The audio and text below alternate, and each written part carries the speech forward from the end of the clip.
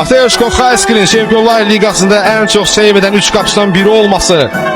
Bəhlul Mustafazadənin son saniyə qoluyla Frankfurtu yığıb play-off'a vəsiqəni gətirməsi,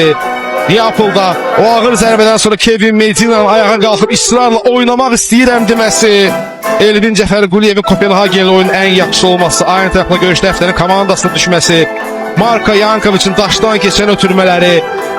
5 gol, 2 asistdən Camilo Duran'ın Qarabağın qıratına çevrilməsi, görünməyən qəhrəman Pedro Bicalio'nun Benfica ilə görüşdə MVP olması, öz mövqeyində qayış kimi olan Mateus Silva'nın həm də 1 gol və 1 asisti, təsnifatda və liqa mərhələsində 6 gol vurub 3 asist edən Leandro Andrade'nin şücaəti, Abdullah Zubir'in etdiyi kapitanlıq, eləcə digər futbolçularımızın qəhrəmanlıqları, dastanın müəllifi isə qar suyunu qaymağa çevirən seyirbaz böyük Azərbaycanlı Qurban Qurbanov oldu.